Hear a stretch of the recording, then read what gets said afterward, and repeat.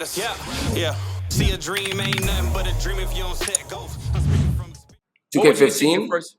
Yeah, so 2K15 was your first game you did content creation on, right? But that wasn't your first game you played.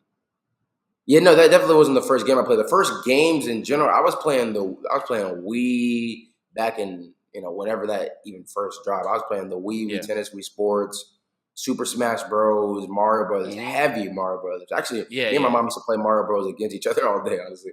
I've been gaming like forever, but it wasn't as passionate until like 2K, I think.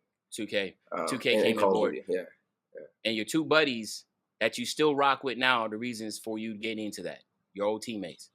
Oh yeah, my old basketball teammates. Like I said, I hoop with them once a week to this day still. But they were like, you gotta check out the 2K stuff. Like it's interesting about you. What was it about you that they saw that made you think that you was the one that could be really good at it?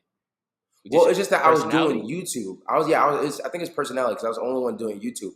And it's interesting. I'm really grateful that they did that though, because I remember when 15 came out, I was just like a little bit like paying attention. I was dropping these videos, but they were like 1 or 2 minute videos.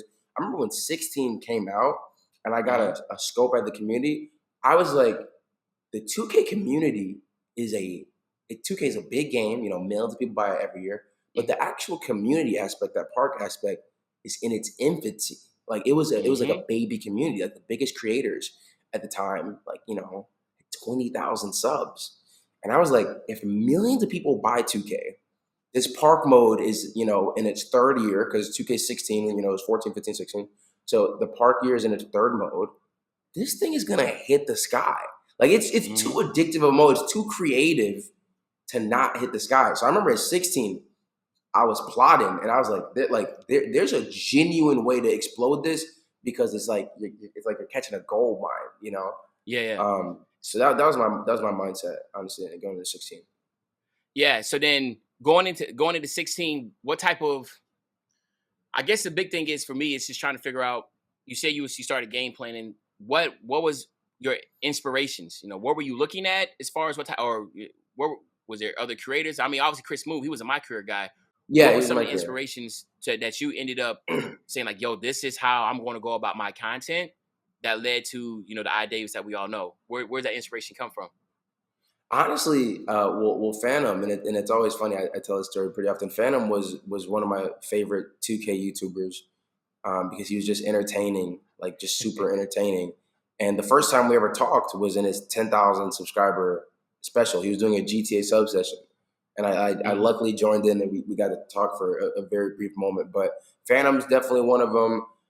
Towards the end of the year, Steezo, came into existence. So he's super inspiring. But honestly, like a lot of the other gaming creators from like the Call of Duty days, like which is, what I did before this channel, is what kind of made that style of video I was trying to go for, which was more kind of creative concepts instead of just like gaming or like being good at park. So, the KYR Speedies of the world, the Crew, Vanos, like those are people I watched heavily before. Exactly. Because I'm not going to lie, you were very unique. And that's what got me to watching your content. Because it went from, you were just entertaining, right? It is what it is. You was entertaining. So to me, that felt like you're right. All the content that was kind of coming before that was just more comp sweaty. I mean, you won a lot of your games, but you had storylines to your stuff. You were very creative. The way that you did your transitions, your editing. Did you edit your own stuff? Oh yeah, I edited my whole stuff until I think 2K20 was the only year I didn't edit my stuff. That's crazy. Self-taught. Just 100% self on YouTube tutorials, everything. That's crazy. That's crazy. You definitely started paving out your way. And again, 2K17 is when, to me, I feel like that's when you really started to blow. Like 2K17 is your massive blow up. Explain to me that. I know when my blow up was, and I was just like riding a wave. It was just like a euphoric moment, right? You're like, dude, this is it. This is happening. You wake up every day, you got 3,000-4,000 subscribers. Like, damn, in one day, right? You were going crazy. Explain that whole journey of 2K17. Just just not any thoughts that you had. Like, what was going on that time? You know, how was that? It's my favorite thing to talk about, so I'm glad you asked me.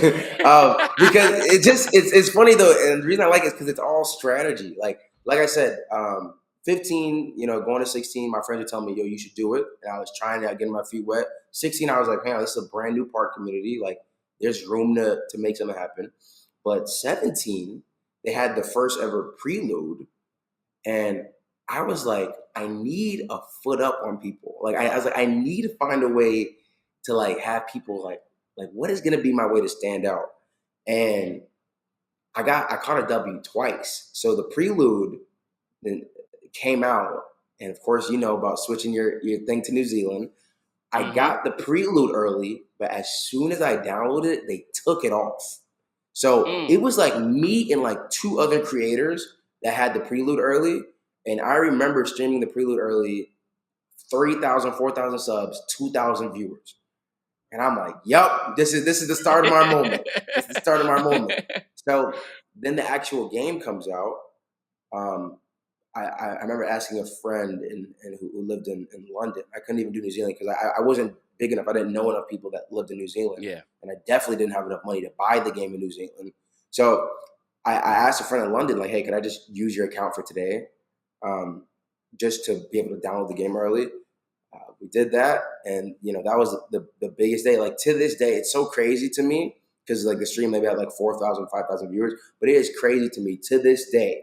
In 2024, people will come up to me and say, I remember the first day you blew up. Like, so many people remember that specific moment. Yeah. I remember the first day you blew up. The first day 2K17 came out, everyone was watching because, you know, they had the PlayStation camera and like under the game, it was such a layup. Like, it was all strategy because under the game, it would show the most popular streamers under the game on PS4. But I was the only streamer. I was the only person with the game. So only one in the world, man. It's crazy. Yeah, it was crazy. I remember vividly too. I was like, yo, how is he doing this? Like, he got the game, you know? No, it was crazy. It was amazing. It was amazing. Yeah, don't you love it when a plan come together? Good plans don't fail, nigga just fail in the plan. Keep a GM detail to the letter. It can rain whenever, cause the sun still shining.